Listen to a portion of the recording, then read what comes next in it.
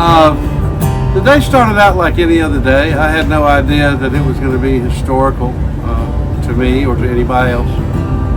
I was 17. I had just been given a scholarship to Belmont in Nashville, and it was a Monday morning, and I was asked to come play upright bass for an assembly. I got there first, and while I was tuning up my bass, the door opened up on the side of the stage, and a shaft of light shined through that door, and down that shaft of light in a cloud of smoke walked this guy, and I had no idea who it was.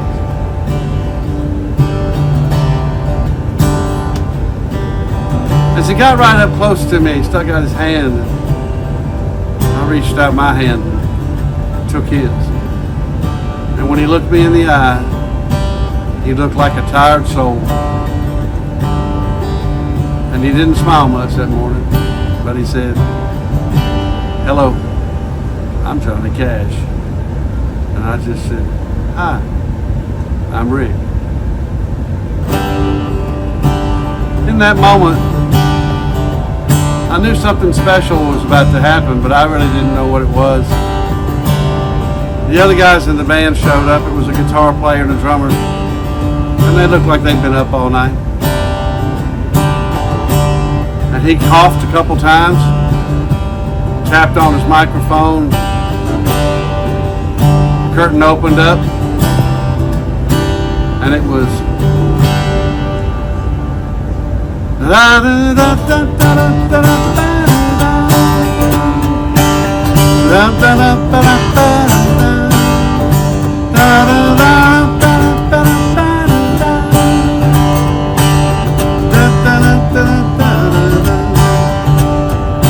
Now, a lot of times when Johnny would play,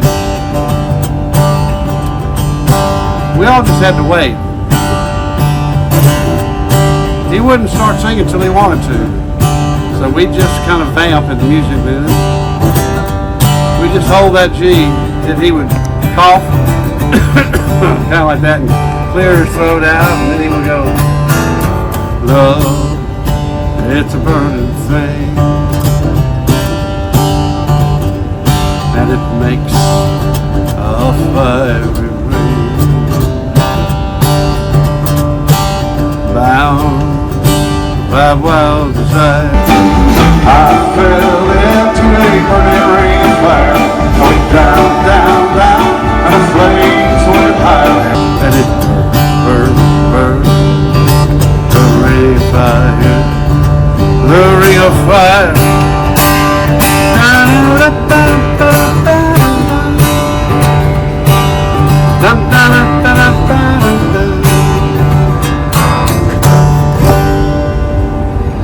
Next thing we knew, the show was over, and the curtain closed, and he threw his guitar in his case and walked out the door. I had no idea that it would be 30 years before I met Carlene Carter. And I met her because she came to my house to buy a dog from me. A Great Dane. Don't make me laugh, because I can't cook this still. It's the truth that she came with her husband Joey to my house, and I said, "You know, I used to play with your dad." John Carter found out that I'd written a song for him called "On This Side of the Grave," which he had on hold, and I recorded it on a picnic table sitting at the cabin at Johnny's. And John Carter didn't know that I'd played with his dad. So I met all those people separate from each other, and yet was totally affected by all of them.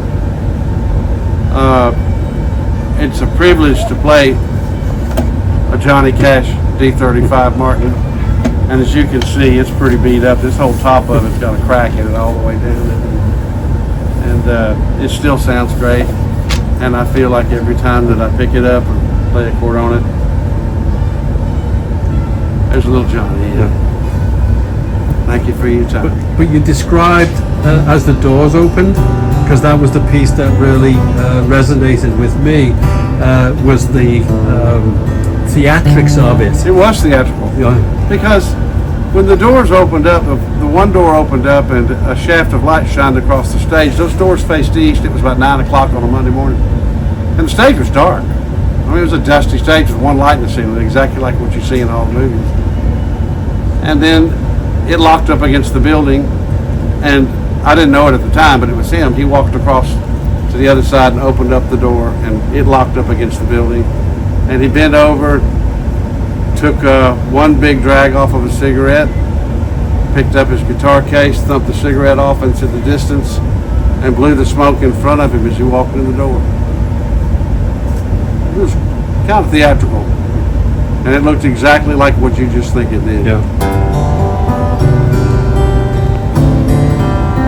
Thanks, Rick. That was brilliant.